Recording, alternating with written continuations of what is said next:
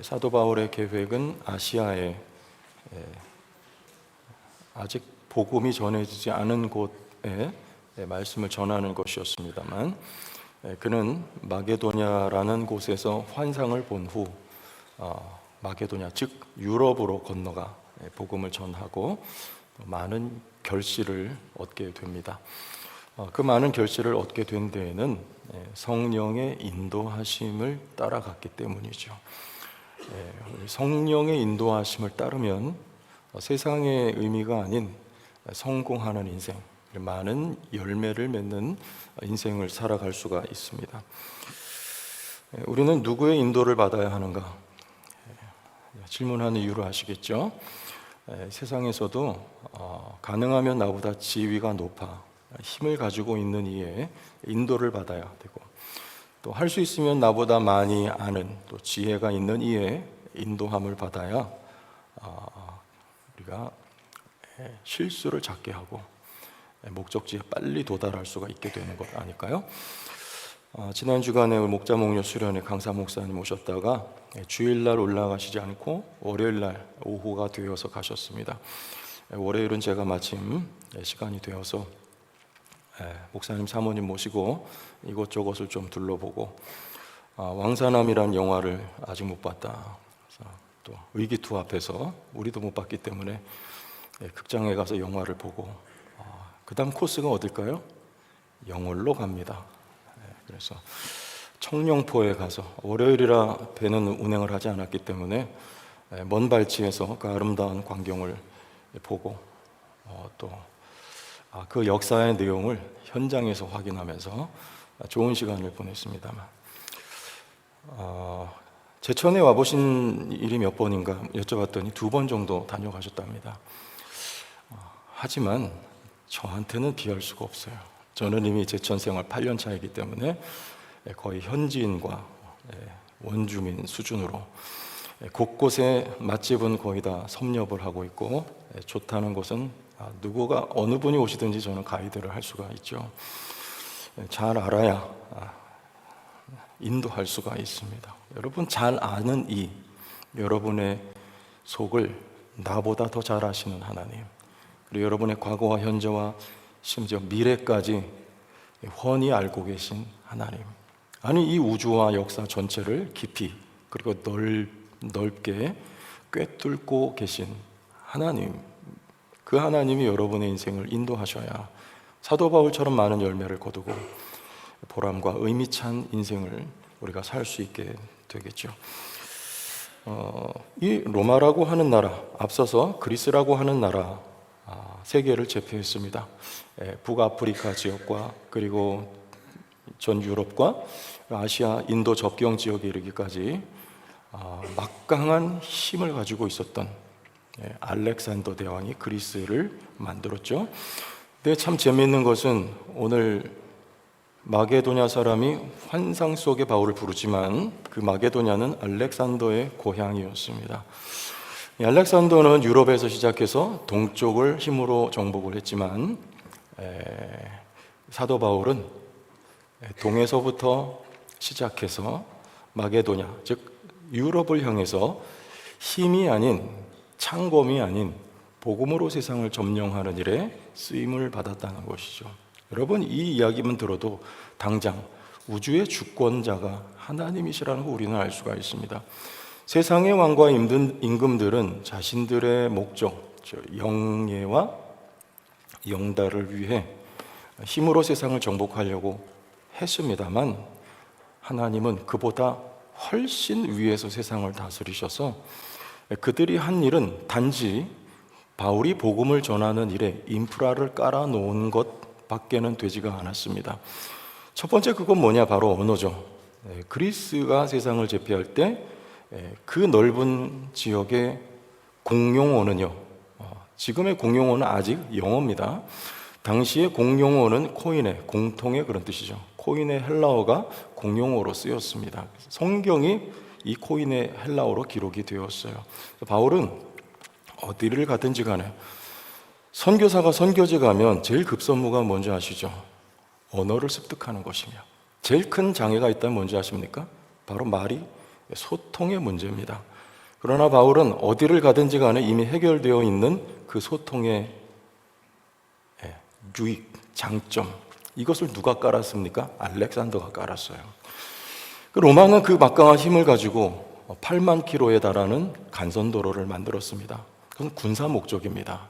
신속하게 움직여 어떤 소요가 일어나면 그것을 잠재워야 하고 또 어떤 지역을 점령해야 하기 때문에 그런 용도로 만들었지만, 사도 바울은 종횡무진 로마가 닦아놓은 그 간선도로를 이용해서 복음을 전하러 다닐 수 있었습니다. 아직 하나가 더 있다면 팍스 로마나 로마의 평화입니다. 로마는 막강한 힘을 가지고 있었기 때문에 그 다스리는 지역에 평화가 올 수밖에 없었어요. 그럼 평화는 노래한다고 외친다고 오는 게 아니라 힘이 있어야 평화가 오는 것이죠.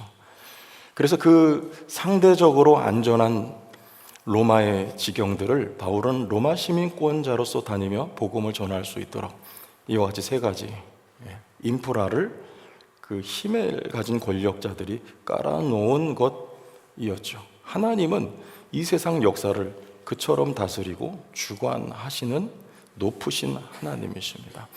그 하나님이 여러분을 인도하기를 원하신답니다. 말씀에 우리 찾아보죠. 시편 23편 1, 2절을 봅시다. 여호와는 나의 목자시니 내게 부족함이 없으리로다. 그가 나를 푸른 풀밭에 누이시며 쉴 만한 물가로 뭐 하십니까?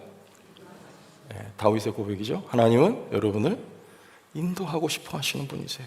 이사야서 40장 11절, 그는 목자같이 양떼를 먹이시며 어린 양을 그 팔로 모아 품에 안으시며 젖먹이는 암컷들을 온순히 뭐 하십니까? 막 이렇게 가기 싫은데 목에다가 밧줄 매서 막 끌어당기는 게 아니라 하나님은 여러분을 온순히 인도하십니다. 평안하게 따뜻하게 인도하십니다. 신약 성경을 보면 우리 요한복음 10장 3절입니다. 문지기는 그를 위하여 문을 열고 양은 그의 음성을 듣나니 그가 자기 양의 이름을 각각 불러 뭐합니까? 인도하여 내느니라. 자, 여기서 다 동일한 이미지입니다. 하나님과 우리와의 관계를 목자, 양의 이미지로 설명을 합니다. 하나님 목자, 우린 양이에요. 목자가 없는 양은 살 수가 없죠. 양은 시야가 멀리 보지 못해요. 앞에 낭떠러지가 있는지 그냥 가서 죽어요. 그리고 또 짐승이 지금 나를 잡아먹으려 오는지 양은 잘 몰라요. 목자가 있어야 양을 지키고 살아갈 생존할 수가 있습니다. 우리는 양이요, 하나님 목자신데 어떤 목자라고 예수님 말씀하십니까? 나는 양을 위하여 생명을, 목숨을 버리는 참 목자. 우리 하나님 목자예요. 여러분을 사랑하시는 목자로서 여러분을 인도하시기를 원하시는, 양된 우리를 인도하시기를 기뻐하시는 하나님이시니까 여러분들 성령의 인도를 즐겨이 따르시기를 축복합니다. 성령의 인도를 받아야 우리 인생이 성경적인 의미에서 승리할 수가 있어요. 아브라함이 믿음이 어릴 때는 인도를 잘 받지 않았던 것 같습니다. 그냥 덜컥덜컥 생각나는 대로 했어요. 인도받지 않았어요. 묻지 않았어요. 애굽으로 갔고 그리고 또 그랄 땅으로 갔고 같은 실수 2번 반복합니다. 덜컥 그리고 하가를 맞이하고 이스마엘을 놔버렸어요. 인도를 받지 않았어요. 창세기 22장에 잘 아시죠? 그 믿음을 인정받은 그 사건 지나고 24장에 가니까 이제 그 아들 이삭의 부인을 얻는 일에 하나님의 인도를 간절히 구하면서 인도를 구하며 그 나이 들었던 종을 고향으로 보냅니다. 그런데 그 아브라함처럼 이 종도 하나님의 인도를 구하는 기도를 하고 있었어요. 24장 12절에 그가 이르되 우리 주인 아브라함의 하나님 여호와여 원하건대, 인도를 구하는 거예요. 순적히 만날 자를 만나게 해주십시오. 오늘 나에게 순조롭게 만나게 하사 내 주인 아브라함에게 은혜를 베푸시옵소서라고 아브라함의 명을 따라 이 종도 하나님의 인도를 구합니다. 하나님 어떻게 하셨을까요? 놀랍습니다. 15절 같이 앞에 보면 읽어볼까요? 시작. 말을 마치기도 전에 리브가가 물동이를 어깨 메우고 나타나요. 여러분, 기도가 채 끝나기도 전에 리브가를 만나게 해주시는 거예요. 우리 하나님은요, 여러분을 인도하시기를 원하십니다. 그리고 여러분이 인도를 구하기를 하나님이 원하십니다. 구하고 찾고 두드릴 때 하나님의 인도를 여러분 구하고 찾고 두드리시기를 바랍니다. 하나님은 여러분을 인도하시기를 원하시는 하나님이세요. 오늘 본문을 좀 살펴봅시다. 성령의 인도하심, 이게 핵심입니다. 성령의 인도하심은 여기 지금 사도 바울 일행에게 어떤 양상으로 나타났는가, 우리가 이것을 좀 보기를 원합니다. 6절을 보면 성령이 아시아에서 말씀을 전하지 못하게 하십니다. 바울의 계획은, 여기 아시아는 지금 튀르키예 지역이에요. 터키죠. 아직 저 복음이 전해지지 않은 그 땅에 바울은 더 애써서 복음을 전하고 싶었어요. 계획을 세웠습니다만 그걸 누가 막습니까? 성령이 막으세요. 한 번 막는 게 아니라 7절 보니 또 막아요. 무시아 앞에 이르러 갈라디아 지역을 통과해서 무시아라는 곳에, 무시무시한 곳에 이릅니다.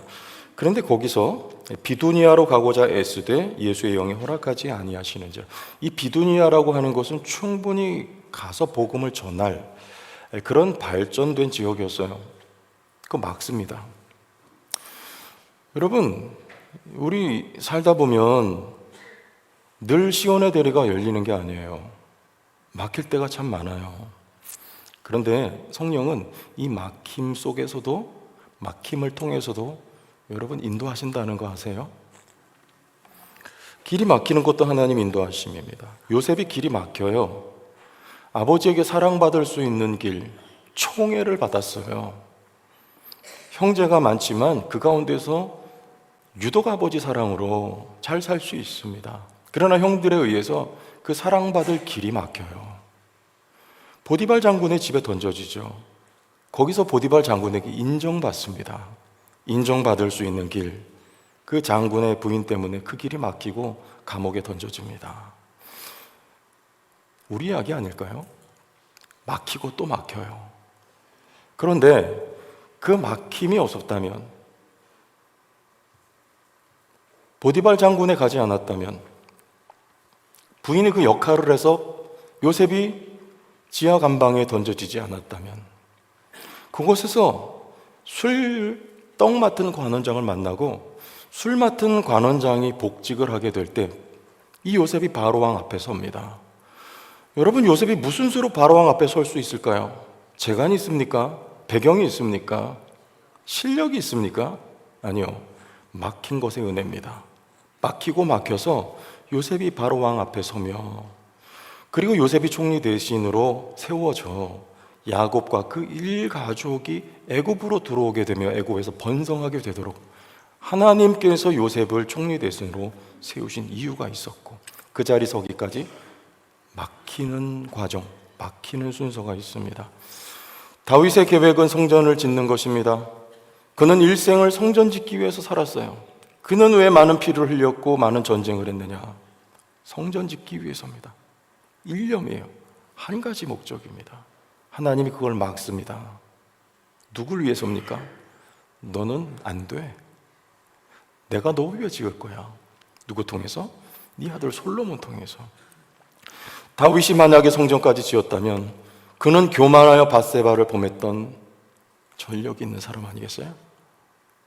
얼마나 교만해졌을까? 하나님은 다윗을 깊이 하시고 막습니다. 막는 것이 하나님 은혜예요. 좀 실제적인 일 한 번 더 들어볼게요. 한번 들은 분들은 아마 양해를 하시고 오늘 본문과 잘 연결이 돼 말씀드립니다. 총신 두 번째 제가 두드렸던 학교예요. 첫 번째는 타교단 신대원이었습니다. 시험에 합격하고 등록을 해야 되는데 등록금이 없다. 마지막 내일이 이제 등록 최종 기일인데 저는 마지막에 극적으로 하나님이 해결해 주실 줄 알았지만 제 기대는 무너졌습니다. 그 학교 등록 못하게 됐어요. 그때 무심하다, 하나님. 무심하다. 안 들어주시냐? 주의 종 되겠다고 공부하겠다는데 안 들어주시냐? 그리고 나서 두 번째 문을 두드린 곳이 바로 우리 교단 신대원입니다. 그땐 하나님 주시더라고요. 만약에 첫 번째 하나님이 저에게 등록금 주시고 그 학교 졸업했으면 저는 우리 교단 목사가 되지 않았을 거예요. 그리고 이 좋은 성도교회 못 만났을 것입니다. 막는 거, 이건 성령의 인도하심이에요. 식당이 다 완성됐어요. 이제 내일 테이블만 들어오면 됩니다. 어제 첫 번 사용을 좀 한 것 같아요. 바닥에 돗자리 깔고 우리 권사님들 청소 다 하시고 점심 식사를 했는데 참 좋습니다. 근데 여러분, 이 식당 리모델링 할 때 제가 보니까 한 달도 안 걸렸어요. 일사천리로 됐어요. 속전속결입니다. 어떻게 이렇게 빨리 된? 근데 그렇게 되기까지 여러분 아시겠지만 얼마나 더뎠어요. 앞에 당회를 몇 번을 해야 되고, 공동회를 몇 번을 해야 되고, 그리고 식당 이야기가 나온 지가 벌써 몇 년이 지나고. 근데 여러분 생각해 보세요. 최근에 제 아는 목사님 천안에 교회를 지금 짓고 있는데 평당 800만 원. 놀라지도 않죠. 작년 재작년에 400만 원, 500만 원 했죠. 충주에 있는 제 아는 교회는 500만 원 안 되게 지었어요. 지금 800만 원. 그것도 자재를 구하기가 어렵답니다. 지금 전쟁 때문에. 여러분, 만약에 우리가 8억, 10억 그 이상 들어갔을 텐데 하나님이 인도하심이라 막으심이, 더딤이 뭔가를 결정할 수 없을 만큼 하나님의 인도하심, 성령의 인도하심이라고 저는 믿습니다. 여러분 가보시고 혹시 약간 협소하더라도 감사할 수 있기를 축복합니다. 왜냐? 하나님이 주신 것이니까 감사하세요. 하나님은 때로는 막으심을 통해서 일하십니다. 어제 저녁에 성시아 모임에 오랜만에 나갔어요. 우리 교회가 섬길 순서가 됐기 때문입니다. 그 자리에 있는 분이 저한테 질문하세요. 저도 처음 뵙는 분인데, 목사님은 어디 출신입니까? 저는 서울에서 살다가 서울에서 제천 왔습니다. 그러니까 어쩌다가 제천으로 왔습니까? 말이 좀 기분이 안 좋아요. 어쩌다가 뭘 와? 하나님이 인도하셔서 왔습니다. 중학교 동문이에요. 또 제 선배님이시고. 하나님이 어떻게 인도하셨는지 여러분 아시죠? 서울에서 48살 됐는데 완전히 앞뒤가 막혔어요. 사방 갈 곳이 없어요. 암담합니다. 딱 열린 곳, 거기 어디였게요? 대제천 성도교회가 있는 제천 땅이었습니다. 제천 와서도 제가 세 군데를, 첫째 세광교회, 두 번째 염광교회. 근데 세광교회는 제가 이력서 내지 않고, 염광교회 이력서 냈는데 쓰다 달다 말이 없어요. 참 사람 볼 줄 아는 안목 없다. 그러고 말았지만 성도교회에서 오라고 딱 여기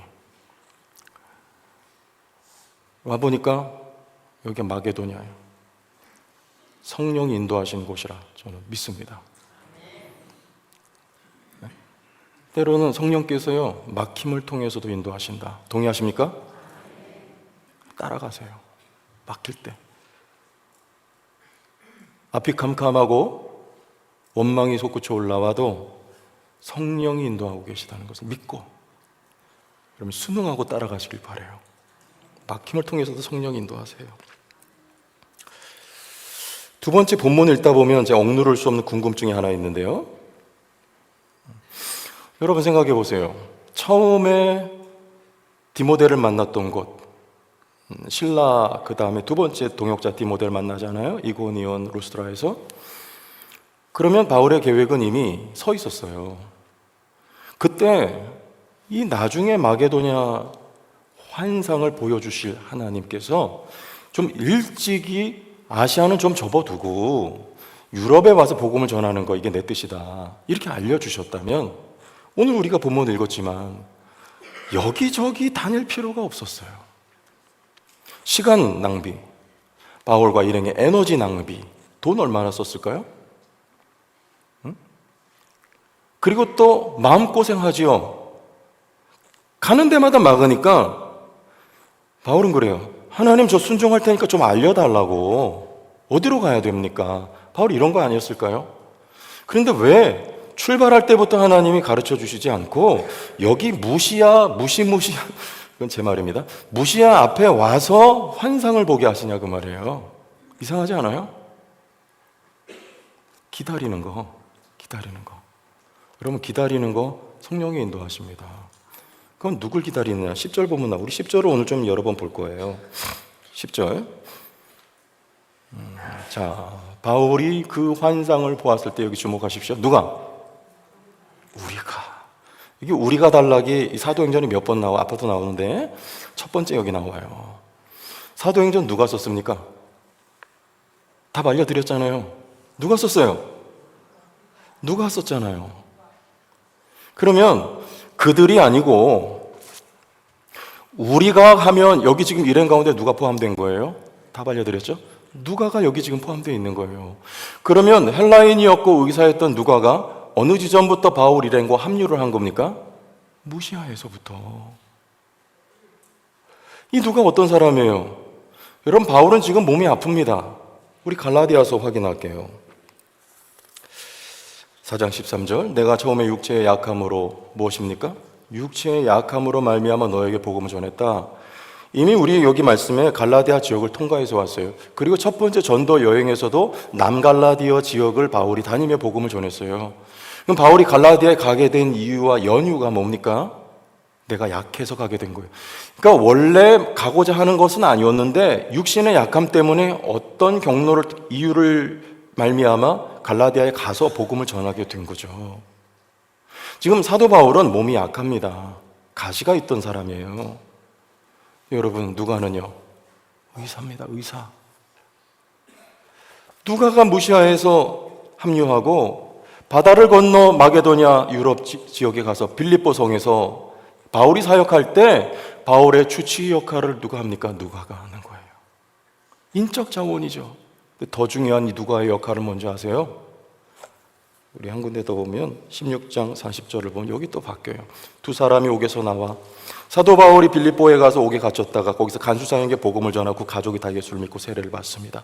그보다 앞서서 루디아에게 복음을 전하고 그가 그 집이 교회가 돼요. 그런데 이 옥 속에서 이제 바울과 실라가 나올 때 두 사람이 옥에서 나와 그랬어요. 여기 원문은 이게 그들입니다. 그럼 우리가에서 지금 그들로 바뀌었어요. 그럼 그들이 누굽니까? 사도 바울과 실라와 디모데예요. 이 세 사람이 어디로 가는 거예요? 다음 행선지로 지금 갈 때 그들이니까 여기 누가는 포함이 되어 있어요? 안 되어 있어요? 안 되어 있어요. 누가는 어디 있습니까? 빌립보에 남아 있습니다. 거기서 뭐예요? 사도 바울이 복음 전에서 지금 막 탄생한 이 신생교회 빌립보 교회를 섬기는 일을 누가 합니까? 누가가 합니다. 사도 바울이 로마에서 옥고를 치르고 있을 때 이 빌립보 교회에서 에바브로디도라고 하는 신실한 종을 바울에게 곁에 보내서 바울을 옥바라지게 하게 하는 성숙한 교회가 빌립보 교회가 되는데 그 교회가 성숙하도록 누가 큰 역할을 하는 겁니까? 누가가 하는 거예요. 여러분, 사도 바울은 기다려야 될지 모르겠어요. 그러나 하나님은 사도 바울과 그 사역을 위해 정확한 타이밍에, 그 타이밍이 이를 때까지 기다리는 여러분들이 되시길 축복합니다. 성령은 기다림을 통해서도 우리를 인도하셔요. 기다려야 될 때 어느 한편 하나님 나를 위해 어떤 좋은 일을 지금 진행하고 계시다. 요거를 믿어야 돼요.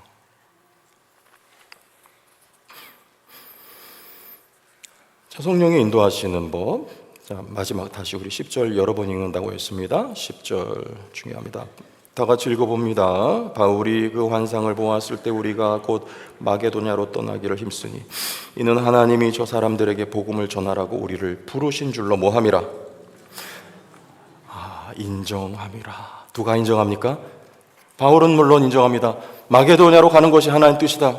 그러나 누가 남아 있습니까? 누가와 디모데와 실라가 있어요. 공동체입니다.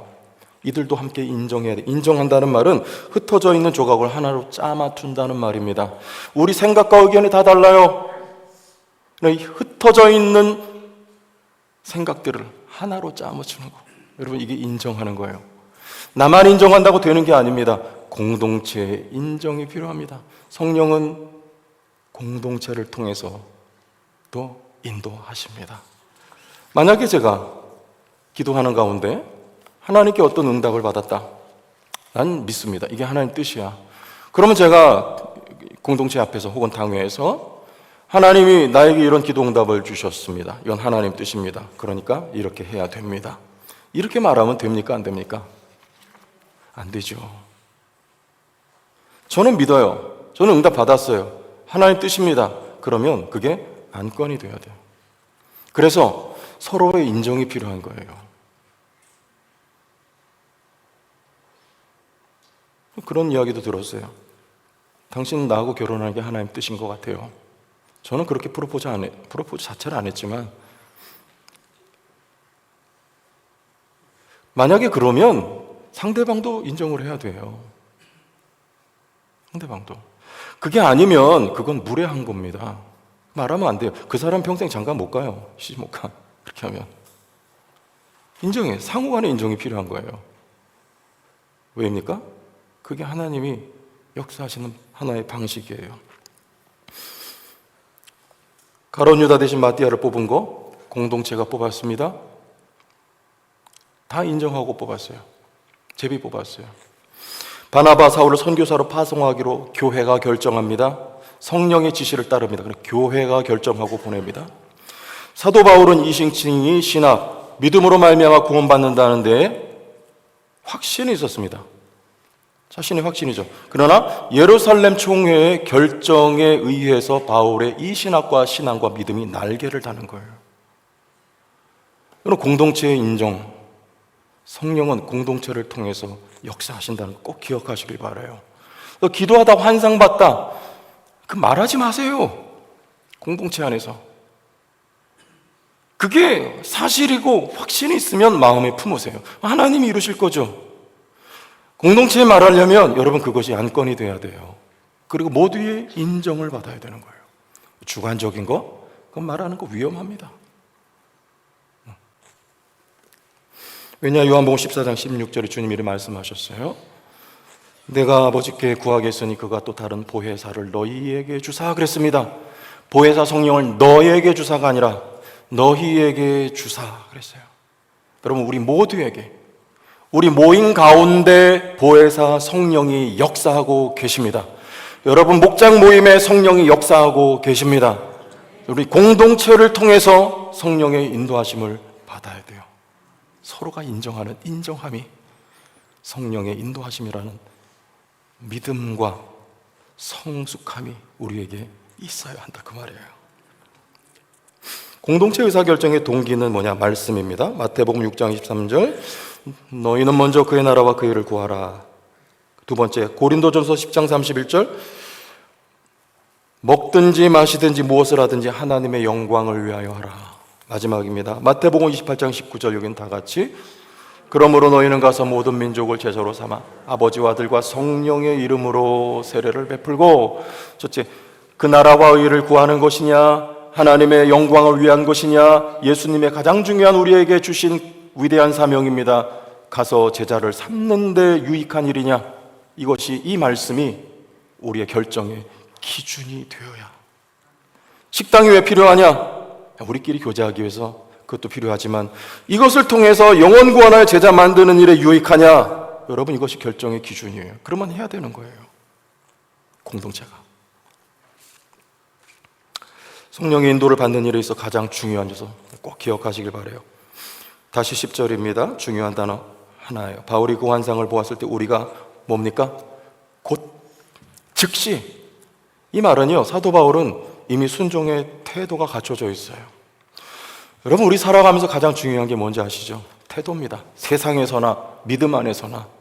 실력이 부족하면 갈고 닦으면 돼요. 지식이 부족하면 지식은 쌓으면 돼요. 그러나 태도가 잘못되어 있는데 고칠 마음도 없다, 이건 가능성이 없습니다. 그러나 바울은 가장 중요한 거예요. 순종의 태도가 돼 있어요.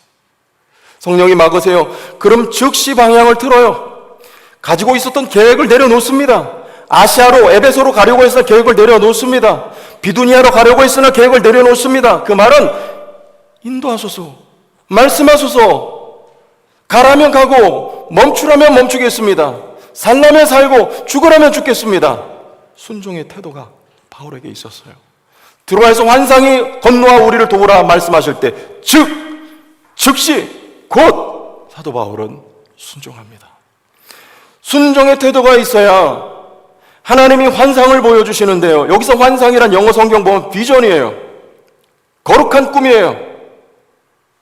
여러분, 하나님께서 여러분의 거룩한 꿈을 담아주실 그릇은 순종의 그릇입니다.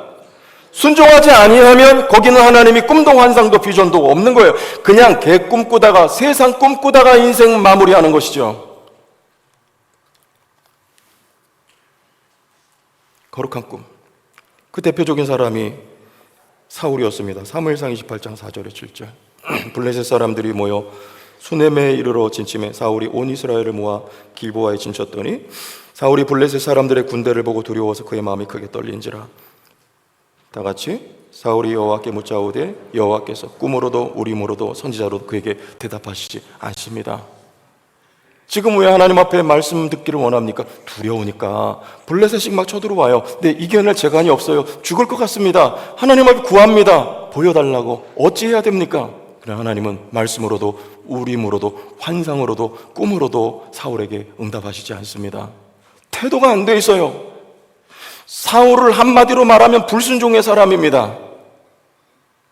거기는 하나님이 거룩한 꿈을 담아주시지 않습니다. 사무엘상 3장 1절. 여긴 조금 달라지죠? 아이 사무엘이 엘리 앞에서 여호와를 섬길 때에는 여호와의 말씀이 희귀하여 이상이, 여기 이상이 비전이에요. 흔히 보이지 않더라. 이 시대는요, 사사시대입니다. 사사시대 여러분 어떤 시대예요? 불순종의 시대죠. 왕이 없어 자기 소견에 옳은 대로 살았던 시대가 바로 사사시대예요. 그러면 하나님이 거기 꿈을, 말씀을, 이상을 보여주시지 않습니다. 왜요? 그렇게 살아. 네 소견에 옳은 대로 살아. 이게 하나님의 입장이에요. 내 원하는 대로 살고 싶은데 거기 무슨 거룩한 꿈을 주시겠어요? 뭘 보여주시겠어요? 살아봤더니 그게 바로 사사기의 역사입니다. 엉망진창이 되는 거예요. 제사장이었던 엘리조차도 하나님을 예배하는 예배자가 아닐 정도로. 그러나 한 사람이 탄생합니다. 사무엘이에요. 이 사람은 어려서부터 여호와여 말씀하소서 종이 듣겠나이다. 이거는 샤마 순종하겠나이다. 그 말이에요. 사무엘 때부터 하나님이 말씀을 부어주시기 시작하는 거예요. 그것은 하나님이 거룩한 꿈을 사무엘 속에 담아 주셨다. 그 말입니다. 여러분, 성령은 때로는 우리가 이해할 수 없는 길로도 인도하십니다. 그러나 순종의 태도가 우리의 태도가 되기를 바랍니다. 하나님이 그런 자들에게 거룩한 꿈을 주십니다. 결론 삼아 출애굽기 13장 17절 18절을 봅시다. 바로가 백성을 보낸 후에 블레셋 사람이 땅의 길은 가까울지라도 하나님이 그들의 길을 그 길로 인도하시지 아니하셨으니 이는 그 백성이 전쟁을 하게 되면 마음을 돌이켜 애굽으로 돌아갈까 하셨습니다. 그러므로 하나님이 홍해의 광야 길로 돌려 백성을 인도하심에 이스라엘 자손이 애굽 땅에서 대열을 지어 나올 때 그랬어요. 출애굽할 때 하나님이 이 백성을 인도하신 경로입니다. 지도를 한 장 보고 말씀 마치겠습니다. 저기가 이제 시나이 반도예요. 그리고 여기 이쪽이 빨간색 라인 출발하는 지점이 애굽의 람셋, 거기가 애굽에서 출발을 하는데 저 북쪽이 지중해입니다. 그 바닷길로 가면 가나안 땅 일주일이면 가는 거예요. 근데 왜 아래 광야로 돌려서 하나님 인도하십니까? 저 바닷길에는 블레셋 군대가 진을 치고 있는데 이미 블레셋은 철기 문명을 소유하고 있었던 막강한 나라예요. 근데 이스라엘 백성은요, 무기 있나요? 없어요. 군사훈련 받았나요? 안 받았습니다. 애굽에서 그냥 노예 종살이 했어요. 그리고 하나님이 꺼냈습니다. 누구를 만나든지 이스라엘 백성 백전백패예요. 못 이깁니다. 그래서 하나님이 이들을 블레셋 군대에 맞닥뜨리면 두려워서 다시 돌아갈까 봐. 그럼 하나님이 해결하시면 되잖아. 하나님은요, 그 앞에 있는 문제를 해결하는 것보다 이들의 믿음을 기르는 데 더 관심이 있는 거예요. 그래서 그들을 돌려서 인도하시는 것입니다. 여러분이 만약에 그 시대 그 자리에 있었다면 우리는 어떤 생각을 할까요? 이스라엘과 다를까요? 아니요, 이해할 수 없었을 거예요. 하나님, 빠른 길 놔두고 왜 우리를 고생길로 인도하시는가? 인도를 따라가세요.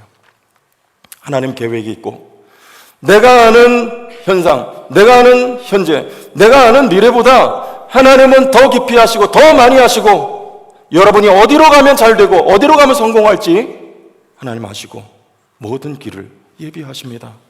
하나님의 인도를 따라가면 누구를 만나든지 전쟁에서 이깁니다. 하나님의 인도를 따라가면 어디로 가든지 그곳이 길이 돼요. 광야에서도 하나님의 인도를 따라가면 그들의 필요를 하나님이 채워주신답니다. 가나안 땅 정복할 때 하나님의 인도를 따라가면 그 땅을 정복할 수 있게 되는 거예요. 순종하는 것이죠. 여러분 아세요? 우리 손에 들려진 것이 아무것도 없어도 가장 큰 무기와 우리 삶의 성공에 대하는 순종입니다.